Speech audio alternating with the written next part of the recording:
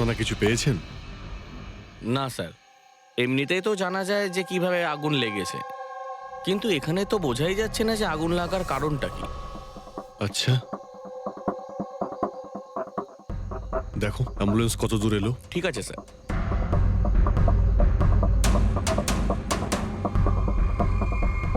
খুব বাজেভাবে ঝলসে গেছে।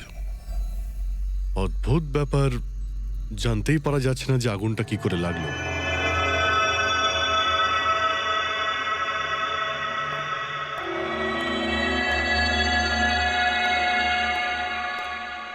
কিভাবে হলো এইসব? সবকিছু তো একদম ঠিক ছিল, জানি না আগুন কি করে লাগলো। এতজন মানুষের অভিশাপ তো লাগবেই, তাই না? এই কি বললে তুমি? পেরেছিলাম স্যার যে দিলীপ স্যার কোনো কোর্টের কেসে ফেসে গেছিলেন। খুব বড়সড় কেস ছিল স্যার, কিন্তু কিছুদিন আগে ছাড়াও পেয়ে গেছিলেন। অনেকে এই নিয়ে রেগেও ছিলেন। আচ্ছা, এই ঘটনার সুযোগ নিয়ে কেউ ওকে মেরে দেয়নি তো?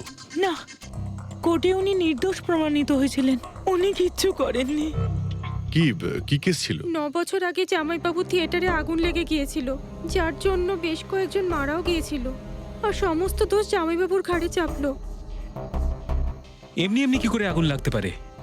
এটা নিশ্চয়ই কারোর প্ল্যানিং। কাউকে সন্দেহ হচ্ছে আপনাদের? এটা কে করতে পারে?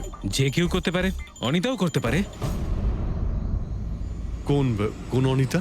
টনির ওয়াইফ, ও এখানে এসেও ছিল।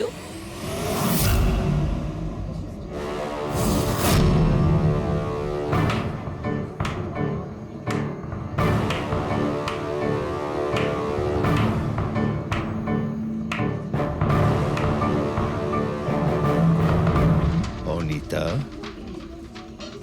অন্য লোকের ঘর ভেঙে দিয়ে নিজের পরিবারের সঙ্গে এখানে ফুর্তি করা হচ্ছে। ভেরি গুড, ভেরি গুড, বাহ। কিন্তু একটা কথা মনে রেখো, ওই লোকগুলোর মতো তোমরাও ছটফট করে মরবে। সিকিউরিটি, আই চুপ, একদম চেঁচাবি না। বের করো একে বাইরে, বের করো। চলুন ম্যাম, বাইরে চলুন। আউট। মনে হচ্ছে তোদের কি পরিণতি হবে তা নিয়ে কোনো মাথা ব্যথা নেই। তোদের খারাপ সময় শুরু হয়ে গেছে, মনে রাখিস। তুই আমার টনির সাথে যা করেছিস না, মনে রাখিস এরপরে তুই আর বেশি দিন বাঁচবি না, শুনেছিস? তুই এই নিয়ে যাবে কে? তুই আর বাঁচবি না, নরকে যাবি তুই। আর তাকিয়ে দেখছো কি? নিয়ে যাবে কে? তোকে নরক যন্ত্রণা ভোগ করতে হবে, ছটফট করে মরবি তুই, মনে রাখিস। আরে যা।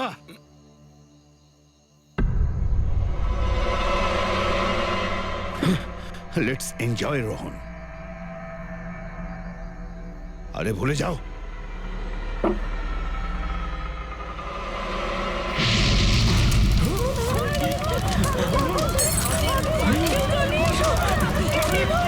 দিলীপ আর রোহনকে যে কেসে ফাঁসানো হয়েছিল, সেই কেসেই কোর্ট টনিকে শাস্তি দিয়েছিল। আচ্ছা, কে কে জানতো যে আপনারা এখানে এই রেস্টুরেন্টে আসবেন? জানি না স্যার। আচ্ছা, দিলীপ বাবু আসার আগে এই চেয়ারের আশেপাশে কাউকে দেখেছিলেন? কোনো অচেনা কাউকে? না স্যার, কাউকেই দেখিনি স্যার। এই টেবিলটাকে রিজার্ভ করেছিল? দিলীপবাবু ফোন করেছিলেন, বলেছিলেন যে আমাদের জন্য টেবিল রিজার্ভ করে রাখো। সবসময় এখানেই বসতেন, এই টেবিল এই চেয়ারেই। রেগুলার কাস্টমার ছিলেন আমাদের। কারোর আগে থেকে জানা ছিল যে দিলীপ এখানে এই চেয়ারে বসবে? স্যার, চেয়ারের আশেপাশে তো এমন কোনো জিনিস নেই যা দিয়ে আগুন লাগতে পারে। এ তো অদ্ভুত ধরনের মিস্ট্রি। সিসিটিভি ক্যামেরা,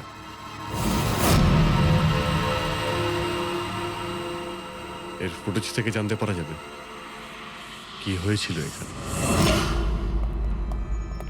ও মাই গড, এসব কিভাবে হলো? কে করতে পারে এসব? ওই করেছে যে দিলীপকে খুন করেছে প্রমাণ লোপাটের জন্য। আর যে কেউ কিভাবে এই মনিটর রুমে চলে এলো? তোমার সিকিউরিটি কোথায়? স্যার, এই রুমে সিকিউরিটির কোনো প্রয়োজনই হয় না। এর আগে এরকম কখনোই হয়নি স্যার। স্যার স্যার আমার মনে হয় না সিসিটিভি ফুটেজ ডিলিট করার মতো সময়ের কাছে ছিল। ও শুধু ভাঙচুর করেছে। যদি আমরা কোনো এক্সপার্টকে ডাকি স্যার, তাহলে সে হয়তো হার্ড ডিস্ক থেকে রিকভার করতে পারবে।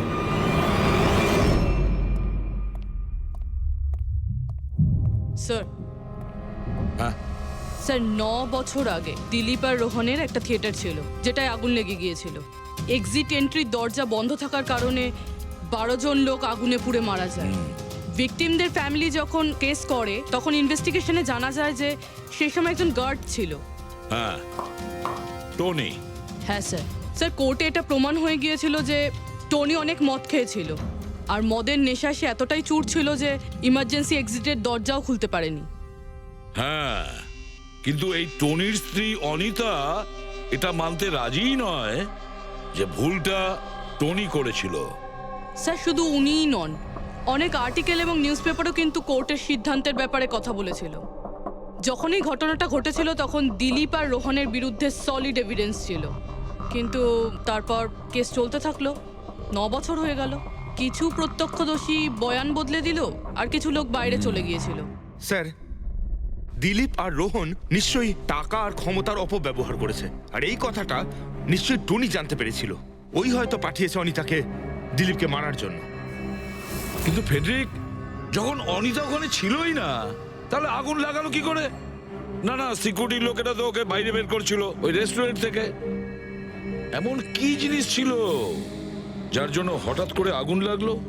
স্যার হয়তো ডক্টর সালুংখে আমাদের কোনো হেল্প করতে পারে। না হলে অনিতা।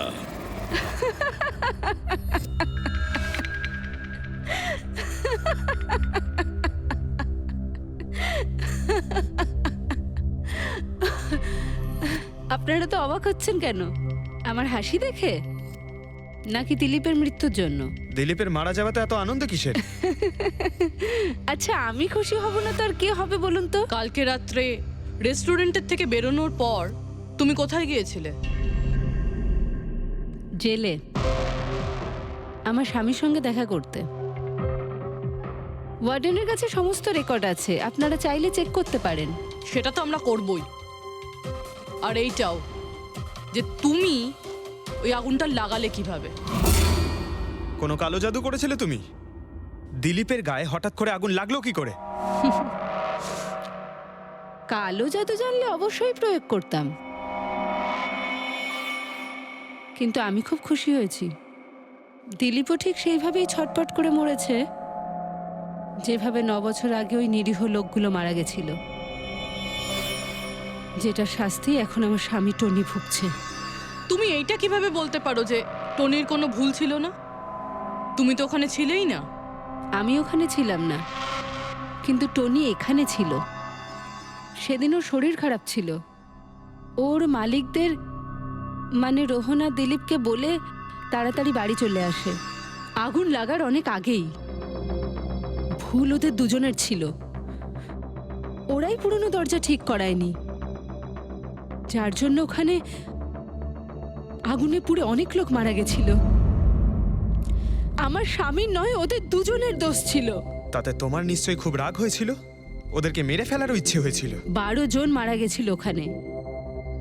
আমার থেকে অনেক বেশি রাগ ওদের পরিবারের লোকেদের হয়েছিল, কিন্তু এখন হয়তো ওরা খুব খুশি দিলীপের মৃত্যুর খবর শুনে। খুব খুশি হয়েছে। ওরা আরো বেশি আনন্দ পাবে যেদিন রোহন পুড়ে মরবে।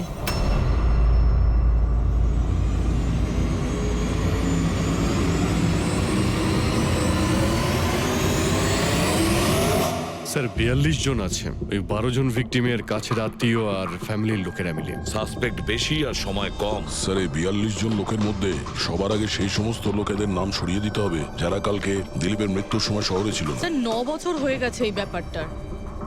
হয়তো অনেক মানুষ দেশ ছেড়েও চলে গিয়েছে, আর কিছু লোক হয়তো এই পৃথিবীতেই আর নেই। তারপরেও খোঁজ তো নিতে হবে। দেখো কজন শহরে ছিল যখন দিলীপের মৃত্যু হয়।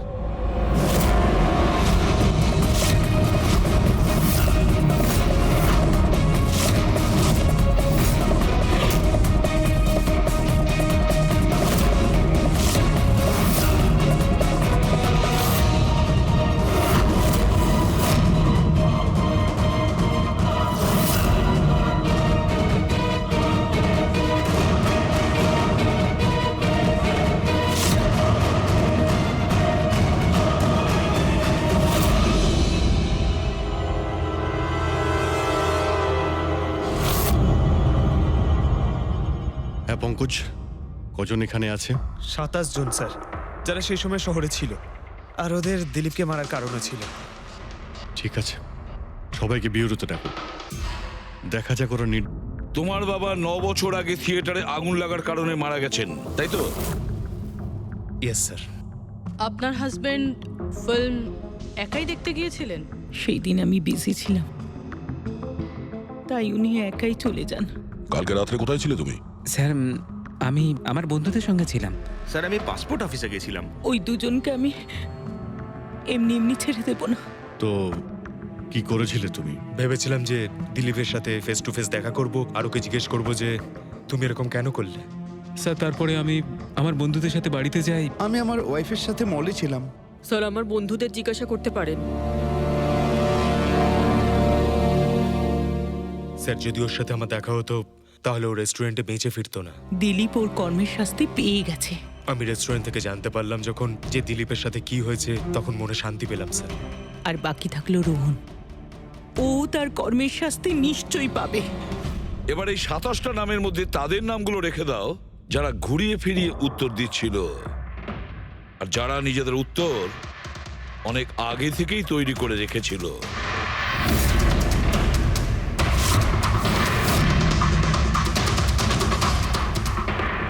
স্যার এবার 15 জন রইল। এবার এই 15 জনকে ওই দিনের ব্যাপারে জিজ্ঞাসা করতে হবে যখন 9 বছর আগে থিয়েটারে আগুন লেগেছিল। দেখা যাক কে সব থেকে বেশি রেগে যায় আর কে মুখ ঘুরিয়ে নেয়। স্যার আমার ভাই মাধ্যমিক পাশ করেছিল, ও বলেছিল বন্ধুদের পার্টি দিতে চায়, সিনেমা দেখাতে চায়, টাকা দাও। স্যার আমি সেই জন্য ওকে টাকাও দিয়েছিলাম। হয়তো ওই টাকাটা আমার ওকে দেওয়া একেবারেই উচিত হয়নি স্যার। যে এই কাজটা করে থাকুক খুব ভালো করেছে। আজকে আমি খুশি, আজ আমি খুব খুশি। কুমারবাবু আপনি ইউনিভার্সিটিতে ফিজিক্সের প্রফেসর, তাই তো? Yes sir, head of the department physics. কিন্তু আমার নিজের ছেলেরই পড়াশোনায় কোনো ইন্টারেস্টই ছিল না। অনেক বকেছি আমি ওকে, কিন্তু তাতে কোনো রকম কোনো লাভই হয়নি। 1 নম্বরের বদমাইশ হয়ে উঠেছিল। সেদিনও কলেজ বাঙ্ক করে বন্ধুদের সাথে সিনেমা দেখতে চলে গিয়েছিল। আর স্যার তারপর ও আর কোনোদিন বাড়ি ফিরে আসেনি। হিমেশ, রাইট? তুমি কন্ট্রাক্টর না? হ্যাঁ স্যার। হিমেশ, 9 বছর আগে তুমি তোমার স্ত্রীর সঙ্গে সিনেমা দেখতে গিয়েছিল ওই সিনেমা হলে? আমাদের নতুন নতুন বিয়ে হয়েছিল, স্যালনের সাথে সিনেমা দেখতে গিয়েছিলাম। ওর খুব খিদে পেয়েছিল, আমি সিঙ্গাড়া আনতে বাইরে গেছিলাম। আমি আমি ওখানে ফিরে গিয়ে দেখলাম ওখানকার দরজা লক হয়ে গেছে, আর ভেতর থেকে লোকেদের চিৎকার চেঁচামেচি শোনা যাচ্ছিল, আর আর খুব ধোঁয়া বেরোচ্ছিল ওখান থেকে। সালোনি, আমি স্যার দরজা খোলার অনেক চেষ্টা করেছিলাম, আমি খুব চেষ্টা করেছিলাম। আমি পাগলের মতো দরজায় ধাক্কা দিতে থাকি। সালোনি সালোনি সালোনি বলে আমি চিৎকার করতে থাকি, কিন্তু আমি কিচ্ছু করতে পারিনি স্যার। আমি কিচ্ছু করতে পারিনি, আমার সালোনিকে আমি বাঁচাতে পারিনি। ওখানে তো একটা গার্ডও ছিল না, টনি? ও কি দরজা খোলেনি? ছিল না স্যার।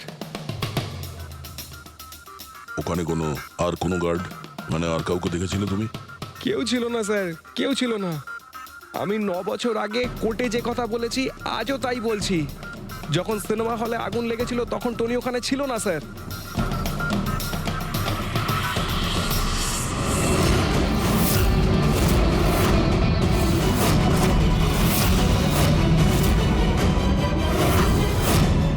স্যার এই হলো আমাদের 15 জন সাসপেক্ট যারা দিলীপকে খুন করতে পারে। স্যার পুলিশ বলছিল যে ফায়ারম্যানরাও বলতে পারেনি যে আগুনের এক্স্যাক্ট সোর্সটা কোথায় ছিল।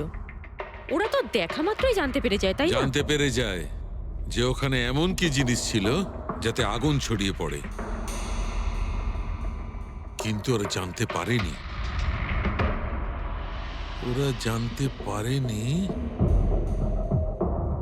ওরা এই জন্য জানতে পারেনি কারণ ওই জিনিসটার না ছিল কোনো গন্ধ, না ছিল রং। Exactly sir. যদি এটা লিকুইড হতো না তাহলে দিলীপ নিশ্চয়ই বুঝতে পারতো ওই চেয়ারটায় বসা মাত্রই। আর পাউডার থাকলে আমরা টেস্ট করে পেয়ে যেতাম। তার মানে এটা তো গ্যাস। তার মানে হচ্ছে এটা ছিল গ্যাস। গ্যাস? এই জন্য ওই ফায়ারম্যান জানতে পারেনি যে কিসের জন্য আগুন লেগেছিল। ইনফ্লেমেবল গ্যাস বস, যার শুধু একটা স্পার্কের দরকার হয় জ্বলে উঠবার জন্য। কিন্তু একটা কথা বুঝতে পারছি না, দিলীপ যে চেয়ারে বসেছিল সে চেয়ারে গ্যাস আসলো কোথা থেকে? চেয়ার থেকেই। কি চেয়ার থেকে? সেটা এইভাবে বস, যে চেয়ারে দিলীপ বসেছিল তার নিচের অংশে কেউ ওই ইনফ্লেমেবল গ্যাসকে স্প্রে করেছিল। মারা যাওয়ার সময় দিলীপের সংস্পর্শে দুটো জিনিস ছিল। একটা তো এই চেয়ার যেটাতে ও বসেছিল, আর একটা ওয়াইনের গ্লাস যেটা ও হাতে ধরেছিল। আমরা এই দুটো জিনিসই চেক করেছি। তো এই চেয়ারটা থেকে আমরা ইনফ্লেমেবল গ্যাসের কিছু ট্রেসেস পেয়েছি। বস, আমাদের আশেপাশের পরিবেশে সর্বদা জ্বলনশীল পদার্থ ঘুরে বেড়ায়, যেটা কখনো কখনো স্পন্টেনিয়াসলি জ্বলে যায়। যেমন হচ্ছে মাস গ্যাস, একটা ন্যাচারাল বায়োগ্যাস, আর জ্বলনশীল গ্যাস এর মেইন কম্পোনেন্ট। তার মানে ইনফ্লেমেবল গ্যাস যে কোনো সময় হাওয়াতে এমনি এমনি জ্বলে উঠতে পারে? না ফ্রেডি, নিজে নিজে নয়। যখন পরিবেশটা খুব বেশি উত্তপ্ত হয়ে ওঠে আর সেটা পরিবেশের অক্সিজেনের সঙ্গে মিশে যায়, তখন একটা সুপার হাই টেম্পারেচার উৎপন্ন হয়, যার কারণে এই আগুন লেগে যায়। কিন্তু ডক্টর সালুখে, ওখানে তো এরকম কোনো হাই টেম্পারেচারের মতো কিছু ছিলই না। এক্স্যাক্টলি, এমন কোনো ডাইরেক্ট সোর্স ছিলই না যাতে তাপ উৎপন্ন হতে পারে। বস, এই জন্যে আমার মনে হচ্ছে খুনি কোনো এক্সট্রা ডিভাইস ব্যবহার করেছিল এই এত বেশি টেম্পারেচার উৎপন্ন করার জন্য। আর এই চেয়ারটা তো রেডিই ছিল, এর তো শুধু একটা স্পার্কের দরকার ছিল। কিন্তু স্যার, এভাবে কেউ হিট কিভাবে উৎপন্ন করবে? হ্যাঁ, করা যেতে পারে তো। যেমন উদাহরণস্বরূপ ম্যাগনিফাইং গ্লাস। ম্যাগনিফাইং গ্লাস দিয়ে সূর্যের রশ্মিকে বিশেষভাবে ফোকাস করে আমরা ছেলেবেলায় কাগজ পড়াতাম।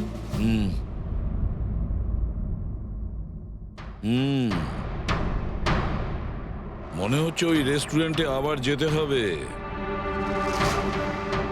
খোঁজ নিতে হবে কিসের থেকে আগুনটা লেগেছিল।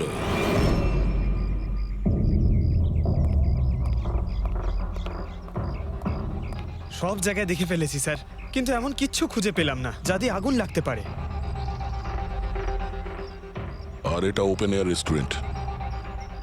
যখন খুনি দিলীপের চেয়ারের নিচে ওই ইনফ্লেমেবল গ্যাস স্প্রে করেছিল, কেউ তো দেখেছিল। সেটাই তো, চেয়ারে হঠাৎই আগুন লেগে যায় আর দিলীপ পুড়ে মারা যায়। কেউ কিছু দেখেনি, আর না আমরা কোনো প্রমাণ পাচ্ছি। স্যার, ওই data expert CCTV footage recover করে ফেলেছে, আপনারা দেখতে পারেন স্যার। গুড। দয়া, তুমি গিয়ে দেখো, ততক্ষণ আমি এখানে দেখছি কিছু পাওয়া যায় কিনা। স্যার, দিলীপ আর ওর ফ্যামিলি আসার 15 মিনিট আগের ফুটেজ এটা।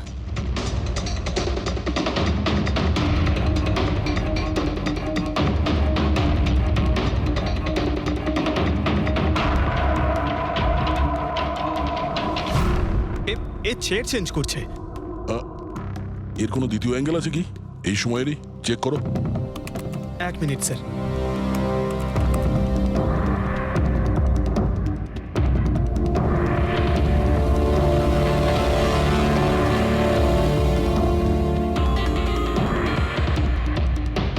ও চেয়ারটার সঙ্গে কি করছে? গ্যাস স্প্রে করছে নাকি? হ্যাঁ, ও নিজের চেয়ারে গ্যাস স্প্রে করলো, আর ও নিজের চেয়ারের সঙ্গে ওই চেয়ারটা বদলে দিল যেটায় দিলীপ বসতো।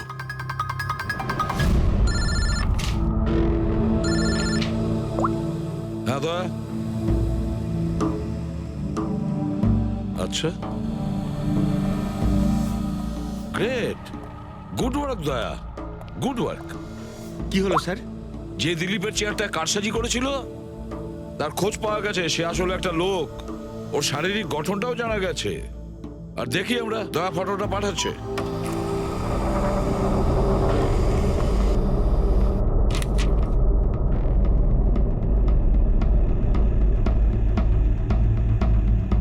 খুনি এই বাকি লোকগুলোর মধ্যেই কেউ একজন,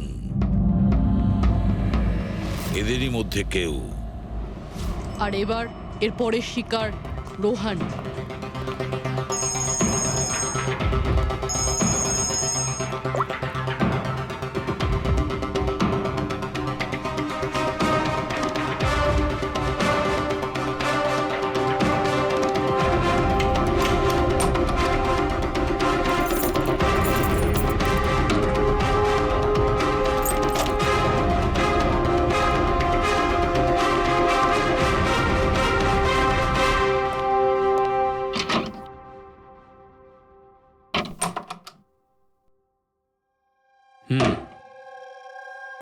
আমার মনে হয় কারোর আমার আর দিলীপের মুক্তিতে অসুবিধা হচ্ছে। আমার প্রাণের ঝুঁকি আছে এখানে। I talk you later, bye. Sir, everything is okay. All right, তুমি এখানেই থাকবে আর কাউকে ভেতরে ঢুকতে দেবে না। Be alert, okay? Okay sir.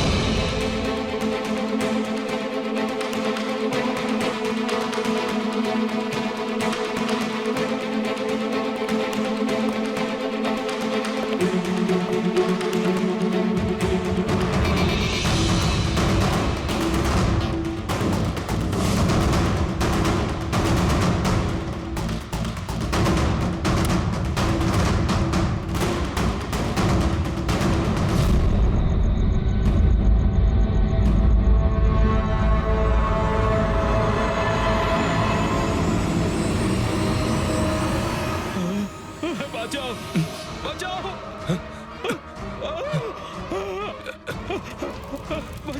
বাঁচাও, বাঁচাও, বাঁচাও ওকে, জল দাও, জল, বাঁচাও, বাঁচাও, বাঁচাও। স্যার, আসছি স্যার। স্যার, স্যার, এক মিনিট স্যার। স্যার, বাঁচাও, স্যার, কোথায় আপনি? জল, জল দাও, স্যার, বাঁচাও, বাঁচাও।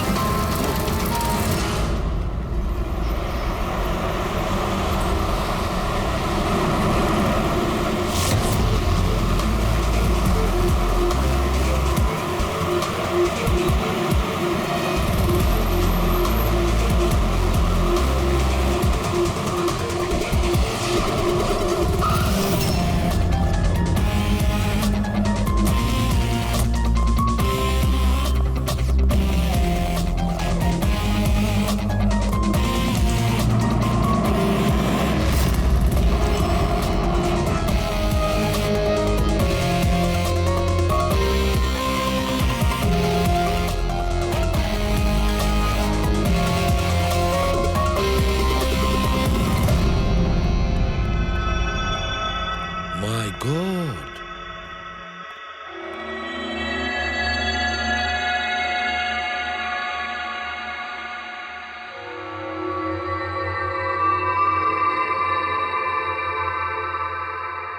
কি হয়েছিল এখানে আর কিভাবে?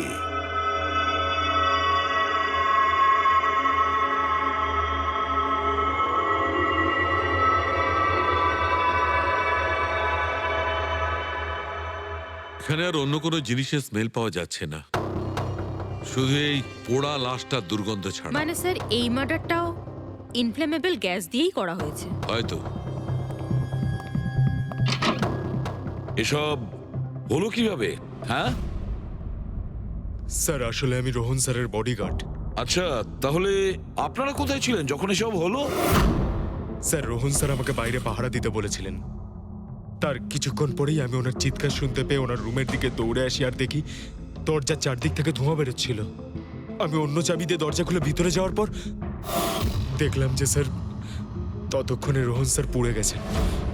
আপনারাও কেউ কিছু জানেন না? অদ্ভুত ব্যাপার, রুমের মধ্যে কোনো সূত্র পাচ্ছি না, শর্ট সার্কিট হয়নি, পর্দাটা ভেতর থেকে বন্ধ, এই উইন্ডোজটা পার্মানেন্টলি ক্লোজড, কেউ বাইরে থেকে ভেতরেও আসতে পারবে না, আর বাইরে থেকে ভেতরে কোনো ভিউও নেই, কেউ দেখতেও পাবে না। তাহলে লোকটা মরলো কিভাবে? এটার থেকে আগুন লেগেছে বস।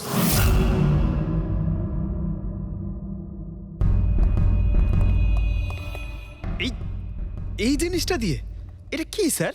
এটা হচ্ছে ফিলামেন্ট। ফিলামেন্ট? ইলেকট্রিক বাল্বের ভেতরের ফিলামেন্ট। যখন এই ফিলামেন্টের ভেতর দিয়ে ইলেকট্রিক পাস করানো হয় তখন এটা গরম হয়ে লাল হয়ে যায়। বস, খুনিও এই টেকনিকটাই ব্যবহার করেছে ওই জ্বলনশীল গ্যাসটাকে জ্বালানোর জন্য। কিন্তু ওই রেস্টুরেন্টে যেখানে দিলীপ মারা গিয়েছিল ওখানে তো আমরা এরকম কোনো ফিলামেন্টের মতন কিছু পাইনি। বস, এত ছোট্ট একটা জিনিস, ওটা খোলা জায়গা, হয়তো কোথাও উড়ে চলে গেছে, কিন্তু এখানে তো পুরো ঘরটাই বন্ধ, তাই জন্যে খাটের তলায় এটা আমি পেয়ে গেছি। কিন্তু স্যার, ফিলামেন্ট দিয়ে ইলেকট্রিক পাস করানোর জন্য ওয়্যারসের কোনো না কোনো কানেকশন তো থাকা উচিত বেড পর্যন্ত। আছে, এখানেই নিশ্চয় কোথাও আছে। পুরো বেড চেক করেছি আমরা, রুমটাও চেক করেছি, এরকম কিছুই তো পাইনি আমরা। দয়া, ওই দরজাটা কিসের? ম্যানেজার। Yes sir. ওই দরজার ওপারে কি আছে? স্যার, আর একটা রুম আছে, এই রুমের সাথে ওটা কানেক্টেড। এমনিতে এই দরজাটা সিল থাকে, এটাকে কেউ খোলে না স্যার। খুলুন এই দরজাটা। Yes sir. আসুন স্যার।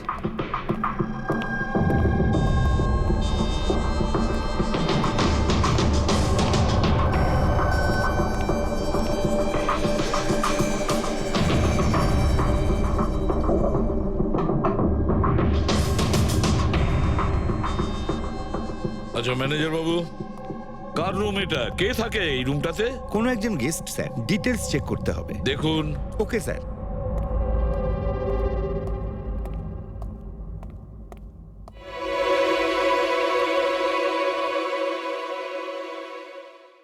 স্যার, ওখানে ওই রুমের মধ্যে যা হয়েছে স্যার, সব এই রুম থেকেই করা হয়েছে স্যার।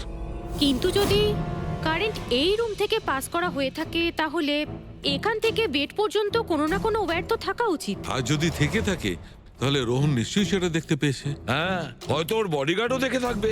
ডাকো তো ওর বডিগার্ডকে। আপনি এদিকে আসুন।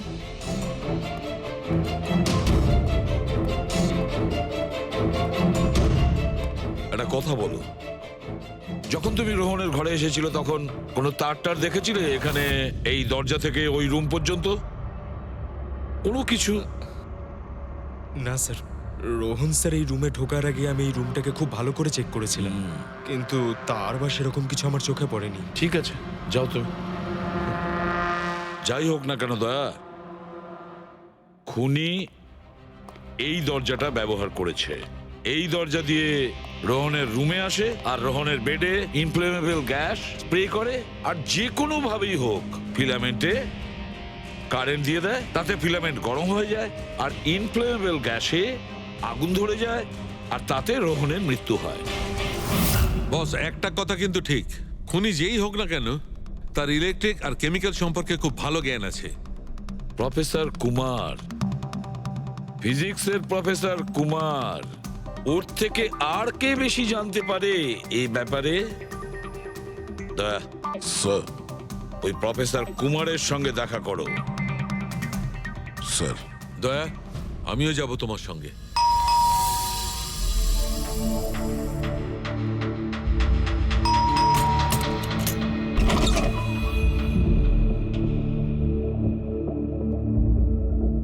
প্রফেসর কুমার আছেন বাড়িতে? হ্যাঁ আছেন, কিন্তু আপনারা? সিআইডি। সিআইডি? সব ঠিক আছে তো স্যার? হ্যাঁ, ওনাকে কিছু জিজ্ঞাসা করার আছে। কোথায় উনি? বাইরে বাচ্চাদের পড়াচ্ছেন, আমি ডেকে আনছি। ঠিক আছে, ঠিক আছে, আমরা দেখছি।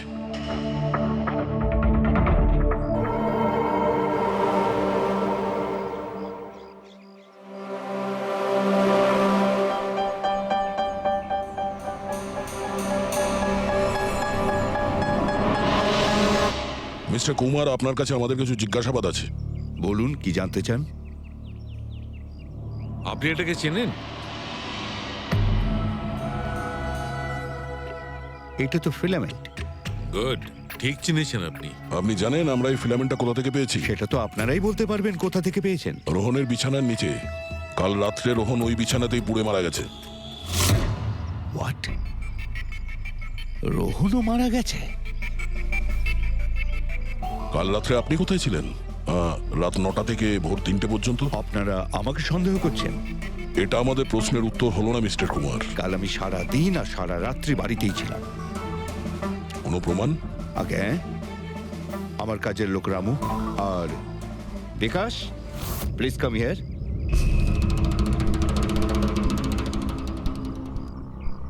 Yes sir. এনাদের বলো যে কাল কোথায় ছিলাম। স্যার আমাদের সবার এক্সট্রা ক্লাস নিচ্ছিলেন এই বাড়িতেই। কটা থেকে কটা পর্যন্ত? স্যার সন্ধ্যা 6টা থেকে ভোর 5:30 পর্যন্ত। সামনেই আমাদের এক্সাম, তাই আমরাই স্যারকে রিকোয়েস্ট করেছিলাম এক্সট্রা ক্লাস করানোর জন্য। ঠিক আছে স্যার, তুমি যাও বাবা। স্যার, আমার আরো 5 জন স্টুডেন্টস আছে যারা কাল সকাল 9টা থেকে 5:30 পর্যন্ত আমার কাছে ছিল। বলেন তো ওদেরও ডাকি? ঠিক আছে, এবার আমি যেতে পারি স্টুডেন্টদের পড়াতে? Please please. Thank you.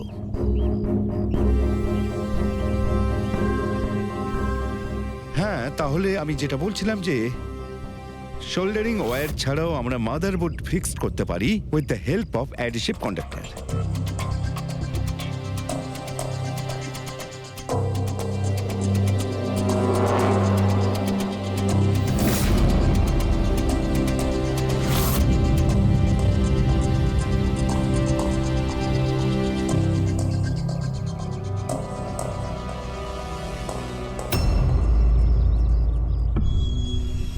My god, my god! আরে ভাই, কি ব্যাপারটা? কি? আরে ভাই, এই ভুলটা আমি কি করে করলাম? কি গড, বুড়ো হয়ে গেছি আমি বুড়ো হয়ে গেছি। দয়া একটা কাজ করবে, 1 ঘন্টা পরে ফরেন্সিক ল্যাবে দেখা করো। একটা জিনিস দেখাবো। 1 ঘন্টা পরে। আরে ওই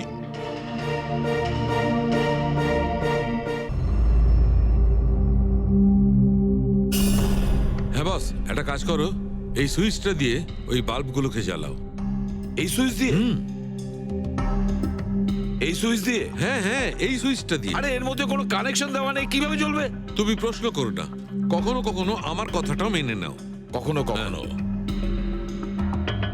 এই অন করলাম। কই স্যার, কিছুই তো হলো না। হবে হবে। আরে কি হবে? কিছুই হবে না। হবে ভাই, বিলিভ মি, হবে। 1 মিনিট। আরে ওর শরীর ঠিক আছে তো? হ্যাঁ স্যার, জানি না কি হয়েছে, প্রফেসর কুমারের সঙ্গে দেখা করে আসার পর থেকেই উনি বাল্ব নিয়ে খেলে যাচ্ছেন। একটা কথা বলো, ওই ফিঙ্গারপ্রিন্ট গুলোর খবর কি, যেগুলো তুমি হোটেলের লোকেদের কাছ থেকে নিয়েছিলে আর ওই রুমটা থেকে নিয়েছিলে? স্যার, অনেক ফিঙ্গারপ্রিন্টস পাওয়া গেছে, কিন্তু সবগুলো স্টাফ মেম্বারসদেরই, এছাড়া আর কারোর পাওয়া যায়নি। এটা কিভাবে সম্ভব? এই যে দাদা, একটু এই দিকেও দেখুন। হ্যাঁ হ্যাঁ, দেখছি। হ্যাঁ,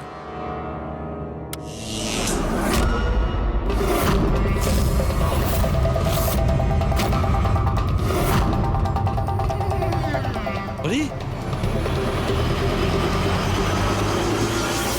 স্যার, স্যার এই বাল্বগুলো জ্বললো কিভাবে? এ কি কাণ্ড করলেন ডক্টর সালুকে? কোনো তার ছাড়াই আপনি সবকটা বাল্ব জ্বালিয়ে দিলেন। কিন্তু ডক্টর সালুকে, এটা আপনি করলেন কিভাবে? এটা ঠিক তেমন ভাবেই হয়েছে ফ্রেডি, যেমন ভাবে খুনি করেছিল। ওই দিলীপের চেয়ারটাতে আর রোহনের বেডে। ম্যাজিশিয়ান সালুকে, এবার পরিষ্কার করে বলুন, আপনি সব করলেন কিভাবে? কারেন্ট কি হাওয়া থেকে আসলো? হাওয়া থেকে আসেনি বস। তাহলে? কারেন্ট এসেছে ইলেকট্রিক পেইন্টের সাহায্যে। Electric paint? হ্যাঁ, ইলেকট্রিক পেইন্ট। আসলে ইলেকট্রিকের যে তার হয় সেটা মেটালের হয়। Metal is a good conductor of electricity, সেই জন্য কারেন্ট ওর মধ্যে দিয়ে পাস করে। ঠিক একই রকম ভাবে কিছু পেইন্টও আছে যেগুলোকে আমরা ইলেকট্রিক পেইন্ট বলি, আর এটাও গুড কন্ডাক্টর অফ ইলেকট্রিসিটি। এর মধ্যে দিয়েও ইলেকট্রিসিটি পাস করতে পারে। অদ্ভুত ব্যাপার হলো এটা যে কোনো কালারের সঙ্গে মিশে যায়, যেটা খুব সহজে যে কোনো ব্যাকগ্রাউন্ডে মার্জ হতে পারে। ও, এই কারণেই আমরা হোটেলের রুমে আর রেস্টুরেন্টে কিছু দেখতে পাইনি স্যার। এক্স্যাক্টলি দয়া। খুনি আসলে হোটেলের রুমের আর রেস্টুরেন্টের ফ্লোরের দুটোর কালার এই কালারের সঙ্গে ম্যাচ করেছে, এই জন্য আমরা দেখতে পাইনি। তার মানে ইলেকট্রিক কারেন্ট, এই ইলেকট্রিক পেন্ট, এটা কি খুব সহজেই পাওয়া যায়? হ্যাঁ, পাওয়া যায়। আসলে এটা ইলেকট্রিক সোল্ডারিং আর রিপেয়ারিং এর কাজে লাগে। আর এটা সবচেয়ে বড় বিশেষত্ব হলো যে এটা সাধারণত খালি চোখে এটা দেখা যায় না, শুধুমাত্র ইনফ্রারেড লাইটেই এটা দেখা যায়। আমি দেখাচ্ছি।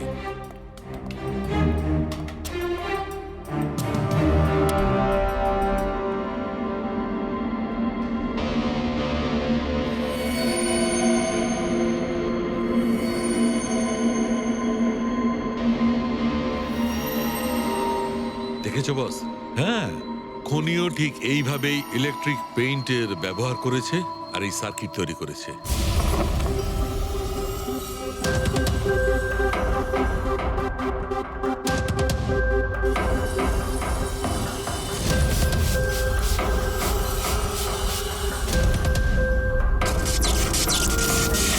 একটা কথা তো নিশ্চিত, এ যেই হোক না কেন তার এ সমস্ত ব্যাপারে খুব ভালো জ্ঞান আছে। কিন্তু স্যার, এদের মধ্যে খুনিকে ওই প্রফেসরের সঙ্গে তো কথা বলে নিয়েছি স্যার, ও তো না, এই মুন্সি। এই লোকটা তো একজন ক্লার্ক, কিন্তু আমার মনে হয় না যে একজন ক্লার্কের সায়েন্সের ব্যাপারে এত জ্ঞান থাকতে পারে। স্যার, এদের মধ্যে সব থেকে বেশি শিক্ষিত তো ওই প্রফেসর কি মনে হচ্ছে? এটা এমন কেউ হতে পারে যেটা প্রফেসরের মতো ইন্টেলিজেন্ট নয়, অথচ এই ব্যাপারে অনেক কিছুই জানে।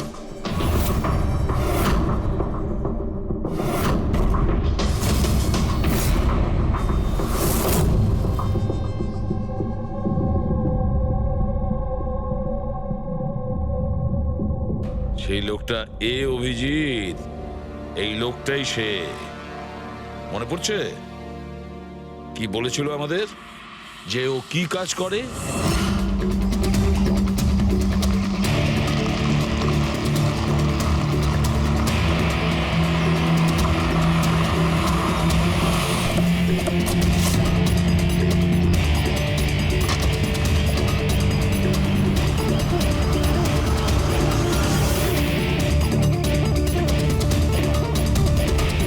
যাওয়া যাক শ্বশুর বাড়ি।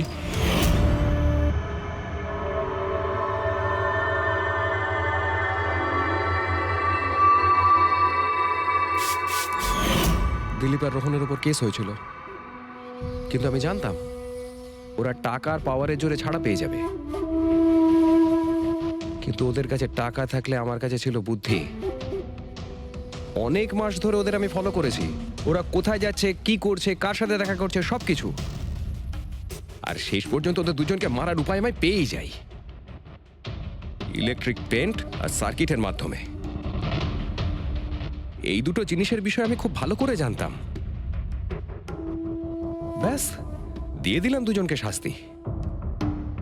দুজনকে মেরে ফেলেছি জ্যান্ত পুড়িয়ে, যেভাবে ওরা আমার সালোনিকে মেরেছিল। হিমেশ, তোমার স্ত্রীর সঙ্গে যা কিছু হয়েছে সেটার জন্য আমরা সবাই দুঃখিত, কিন্তু দিলীপ আর রোহনকে মেরে তুমি কি পেলে? তুমি কি ফিরে পেলে তোমার স্ত্রীকে? প্রতিশোধের আগুনে পুড়ে তুমি দুজনকে মারলে, আইন তোমাকে কোনোদিন ক্ষমা করবে না। কঠোর থেকে কঠোরতম শাস্তি হবে তোমার।